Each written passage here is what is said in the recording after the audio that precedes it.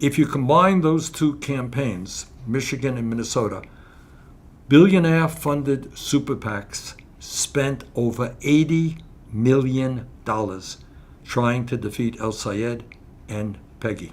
Over $80 million. And they lost. We were able to win despite all of that massive spending. So what does it tell you?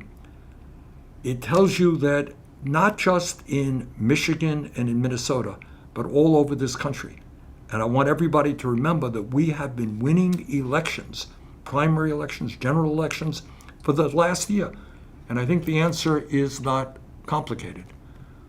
Working people all over this country are looking around them, and they understand increasingly that the economy is totally rigged. 60% of our people live in paycheck to paycheck.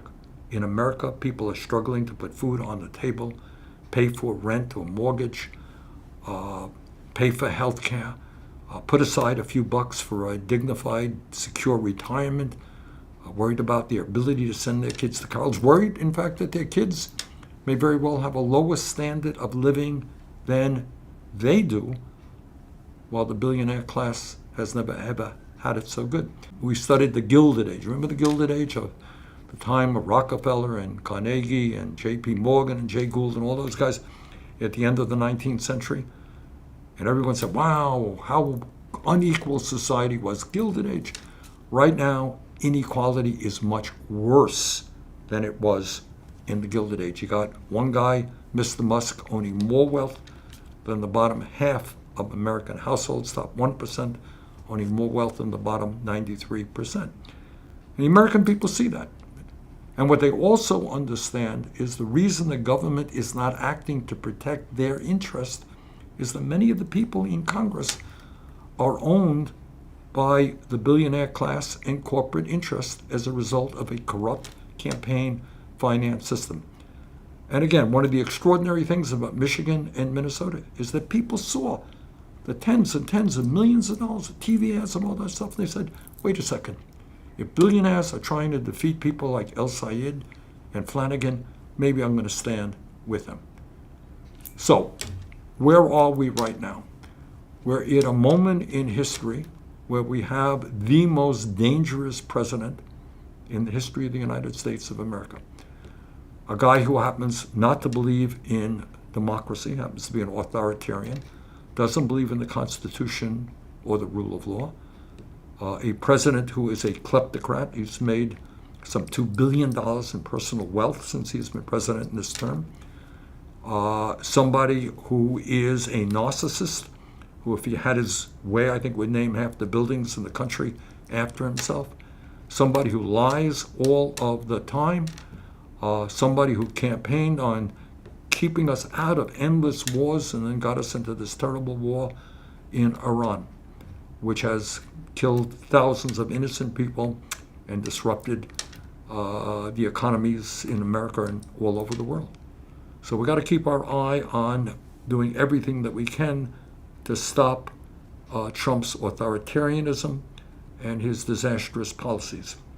But on the other hand, we have got to fight for an agenda that works for working families. It's not good enough to say, oh, Trump is terrible. Yeah, most people know that. Poll numbers are plummeting. Many of his own supporters are catching on.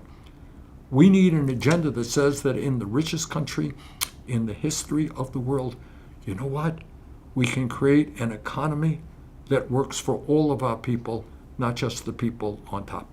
So, bottom line here, as progressives, we got a twofold task in front of us.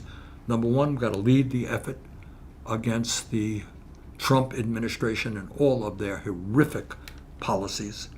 Number two, as progressives, we got to take on the Democratic establishment and fight for a Democratic Party, which is a party of working people, of young people of color, and not just a top-down party dominated by wealthy campaign contributors.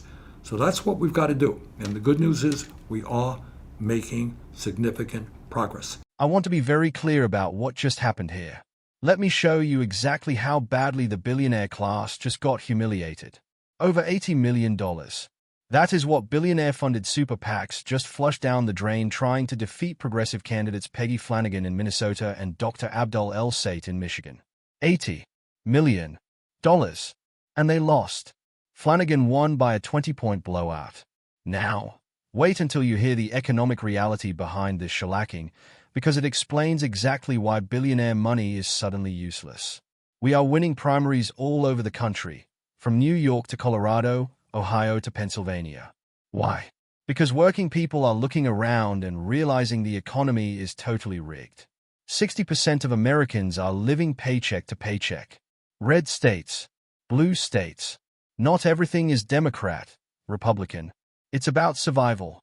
But mega Republican President Donald Trump wants you to think he's fighting for you. Oh great, just trust him. Don't even question it. Just do whatever he says. Let me show you what we're now learning. Trump is a kleptocrat who has made over $2 billion in personal wealth this term alone. He campaigned on keeping us out of endless wars, and then dragged us into foreign conflicts that disrupted global economies. And his poll numbers are plummeting. Even his own supporters are catching on. But here is why this isn't just a typical Tuesday story. Stay with me, because the voter realization happening in Michigan should terrify them. When voters see billionaires spending $80 million on TV ads to defeat El-Sayed and Flanagan, they aren't swayed. They say, wait a second, if billionaires are trying to defeat these guys, maybe I'm going to stand with them. Look at the receipts. Inequality right now is worse than the Gilded Age. Elon Musk owns more wealth than the bottom half of American households combined. The top 1% owns more than the bottom 93%. It is not radical to say health care is a human right. It is not extreme to say a $7.25 minimum wage is insane and we need at least $20.